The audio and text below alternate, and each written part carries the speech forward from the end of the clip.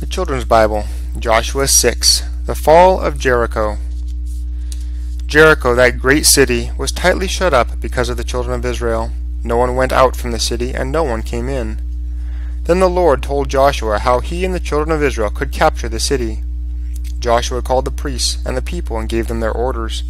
To the priests he said, "Take up the Ark of the Covenant, and let 7 priests, carrying 7 trumpets of ram's horns, march before the Ark of the Lord." And to the people he said, "Surround the city, and let those that are armed march before the Ark of the Lord." When Joshua had spoken to the people, the 7 priests, bearing 7 trumpets of ram's horns, went forward before the Ark of the Lord, and blew on their trumpets. The armed men went before the priests, and the rear guard followed after the Ark of the Lord. Joshua had commanded the people, "You shall not shout, nor make any noise, nor shall any word come out of your mouths until the day when I bid you shout, and then you shall shout." So the Ark of the Lord circled the city, going about it once. Then everyone came back to the camp and stayed there. The next day Joshua rose early in the morning, and the priests took up the Ark of the Lord. Again 7 priests, bearing 7 trumpets of ram's horns, went steadily ahead, blowing on their trumpets. The armed guard went before them, and the rear guard came after the Ark of the Lord.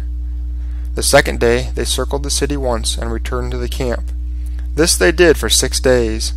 On the 7th day they rose early, at the dawning of the day, and circled the city in the same way 7 times. On the 7th time, while the priests blew on their trumpets, Joshua said to the people, "Shout, for the Lord has given you the city. And the city and everyone in it shall be cursed, except for Rahab who shall live, she and all that are with her in her house, because she hid the messengers that we sent." So the people shouted while the priests blew on their trumpets. And when the people heard the shout of the trumpet, and shouted with a great shout, the walls of Jericho fell down flat. The people of Israel went into the city, each man walking straight ahead, and they took the city and put all of its inhabitants to the sword. But Rahab had said to the 2 men who had spied for him, "Go into Rahab's house, and bring out the woman and all her family as you promised her." And the young men who had served as spies went in, and brought out Rahab and her father and her mother and her brothers and all their possessions, and they brought them all out with her family, and left them outside the city at the camp of the Israelites. Then they burned the city and all that was in it, except for the silver and the gold and the vessels of brass and iron, which they put into the treasury of the house of the Lord.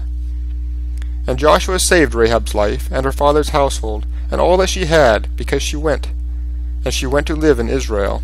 He did this because she had hidden the messengers that he had sent to spy on the city of Jericho.